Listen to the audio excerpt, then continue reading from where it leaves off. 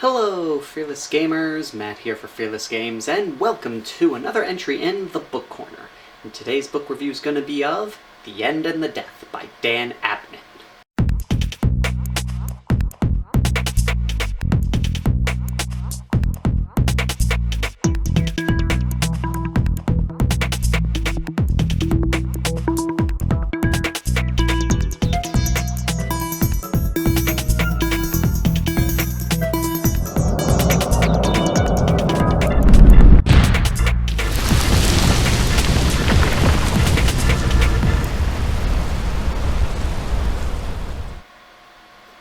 I was there the day Horus slew the Emperor.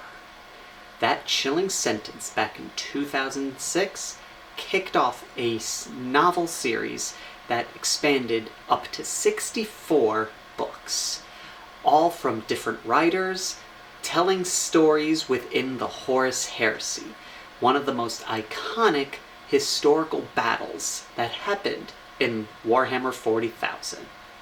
And Dan Abnett started this all with Horus Rising in 2006, and it is his job now to end it in 2024 with The End and the Death, Volumes 1, 2, and 3. Today, since it is supposed to be one book, we're going to look at it as one whole book here, breaking it up between the three different volumes, and I'm going to avoid spoilers as much as I can.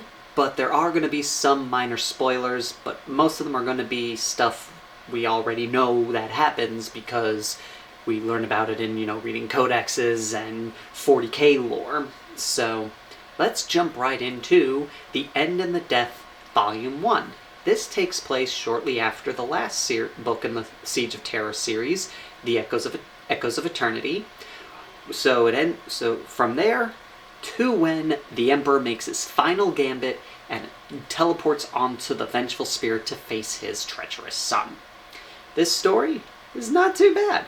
Kicks off really nice, starts finishing up a lot of the story threads that were started, but it does have a problem of getting a little wordy. I kind of feel like Dan Abnett was like, I paid for the whole thesaurus, so I'm going to use the whole thesaurus. Because there's a lot of scenes of just word salad going on here.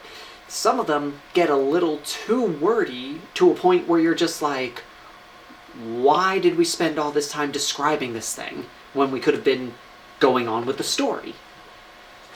So for a lot of people it may feel like a bit of a slog to get through because there is a lot of descriptive words to describe, so there's a lot of things describing what's going on and very little going on at the same time. But we are addressing a lot of different characters in this. We got Loken, dealing with him, Sigismund, Kirill Sinderman, that geneticist guy that they wanted to see if he could make like some sort of poison that can kill Horus, Cor Swain in his battle to defend the Astronomicon, and Sanguinius and the Emperor and his talons preparing for the final stretches of this war, not knowing it would be the final stretch of this war.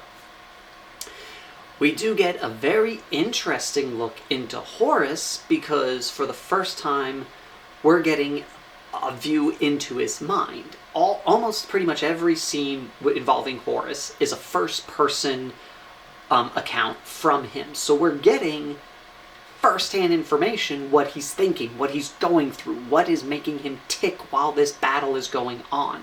And it's really cool to see how he is acting and how he's perceiving what's going on. We get some insight also into what Malkador is up to and what Vulcan's been up to. And as I said, it all leads up to the Emperor teleporting onto the Vengeful Spirit, which is interesting because before we knew it as Horus dropped his shields because the Ultramarines and Dark Angels were on their way, so he had to make a gambit and face the Emperor and slay him before they get there, because if the Emperor falls, then he wins. But there's a lot more to it than just that, and this book answers the question of why it happens. On top of the reasons we know, because it's not as simple as that, we also get answers to the questions of, like, where were the custodians when all this happened? It always seemed very odd when you read the story. It goes, Horus and the Emperor dueled each other, and you're just like, where were the custodians? Why would they let him do that alone? That just seems ridiculous. This book explains that. And it was a little tough to get through because it gets a little wordy, as I mentioned, but the story is still enjoyable. It follows the same things that I usually have a tend to problem with Dan Abnett's stories. Before anyone gets mad at me, please, don't get me wrong, phenomenal writer, does great story work, but I have this problem where when I start a Dan Abnett novel, the first part is like, I'm really not getting into this.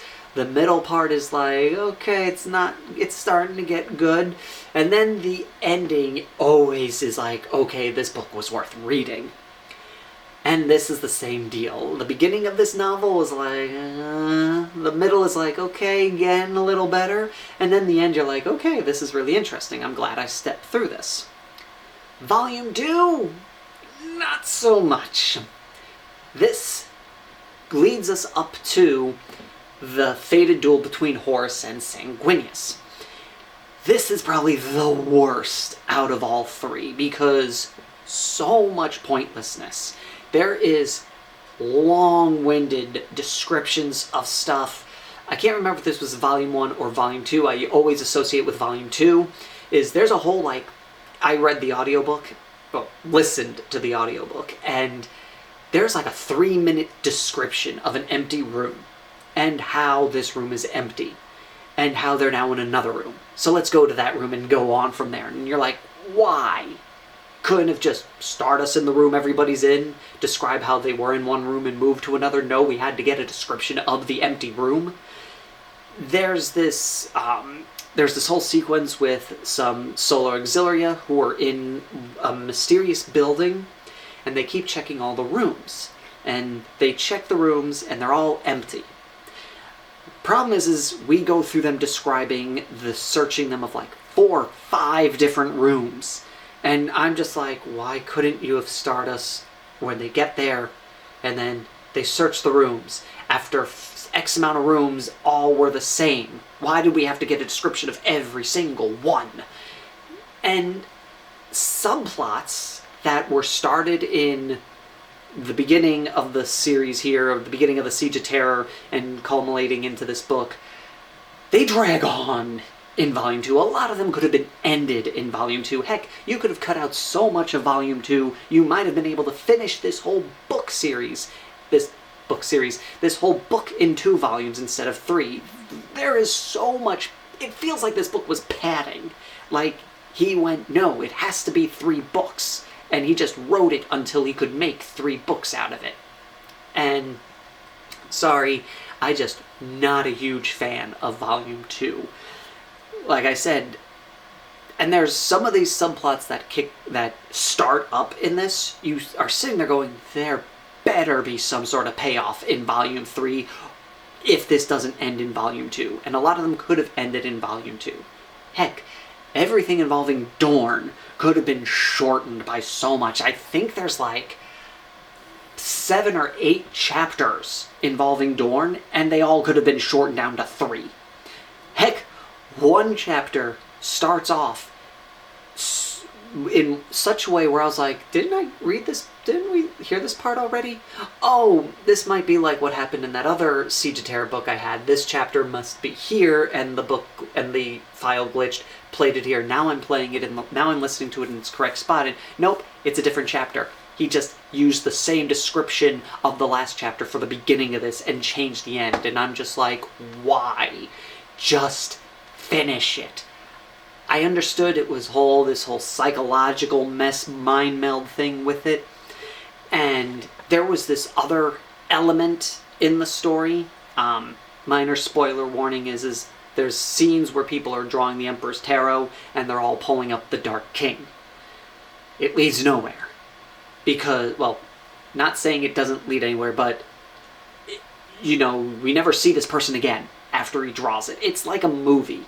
When a movie wants to build suspense of, this is a dark omen, they'll have one person do it, then they'll cut over and then another person does it, and then it gets even darker and darker, and you're like, oh, everyone's seeing this. This is a dark omen. But this is a book. You could just have one person do it, describe and build up and tell us how horrific this event is. You don't need it to happen 3, 4, 7 times to get the message across. You could have just done it once and be done with it. But no, it happens over and over again, and you're just like, move on. Like I said, by the time I finished Volume 2, I was like, half this book could have been cut because a lot of it was repetitive. The stuff involving John Grammaticus and his crew was really interesting. I enjoyed that part of the book. I enjoyed Horus facing down Sanguinius. I enjoyed that part a lot as well. And it's a shame that I had to deal with all the junk in Volume 2 to get those pieces, because they were enjoyable, but I had to sit through so much to get to them, and it just wasn't enjoyable for me. Volume 2 is a chore, if you ask me. That being said, Volume 3 makes it worth it. Volume 3 was amazing. There's no more subplotting, things start winding down, and we start driving the focus to what we were waiting for, Horus versus the Emperor. And there is a lot of satisfying moments in this book. We know what happens at the end. We know who wins the duel. But it is written so epically, with so many suspenseful moments, that you kind of forget and like, what's gonna happen next? You're kind of like, wait, what? I know how this ends. How are we getting to there if this is what's going on? It was great. I enjoyed every minute of this volume. And part of me was a little upset again, because some of the subplots that end in Volume 2 could have ended in Volume 3 could have ended in Volume 2 and saved us the headache. Like the whole thing with this whole series with that geneticist that they introduced, who they were like, oh, maybe he can create a poison. I know I'm repeating myself with that. It goes nowhere. And I'm like, why did we have to have his story expand to all 3 novels? Just end it in Volume 2.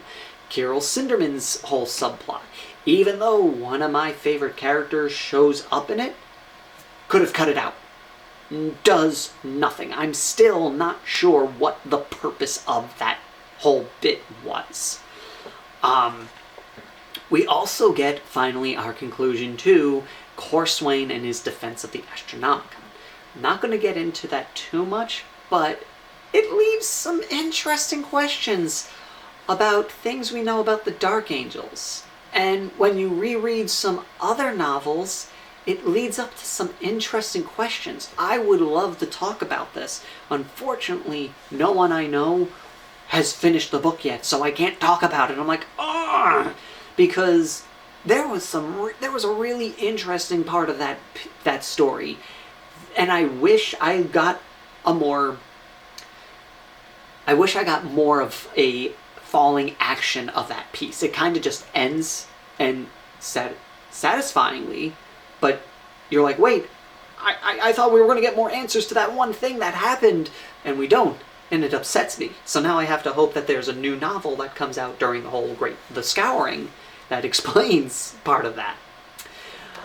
But moving on, like I said, the fight between Horus and the Emperor is amazing. If there was any little nitpick, and this is a little nitpick for me, is he switches narrative style a lot in it. We'll get scenes with Horus, and we're getting the usual that we have been, Horus monologuing and describing what's going on. But when it cuts to somebody who's there and Horus isn't aware of them, or he's not paying attention to them, it cuts to third person. And normally they would do it where, you'd have an interaction with Horus and the Emperor, then it'd cut to something else, then it would cut back, third person talking about the guy that's in the room. So it was easier to follow. But near the end, when all all the plots were winding down, we got to a point where he was just cutting between Horus's narrative and third person, and it kind of could get a little confusing, for me at least. There were moments that I missed in the audiobook because it's probably easier reading it, because when you're reading it, you have that moment to pause and go, okay, we're still on the bridge of the vengeful spirit, we're just not in Horus's point of view anymore. But in the audiobook, it took me like a few moments to realize that I'm still on the bridge of the vengeful spirit. We're just not getting Horus's perspective anymore. So it made it a little mind-boggling at some points, because it just, you had to shift gears pretty quickly to keep following what was going on.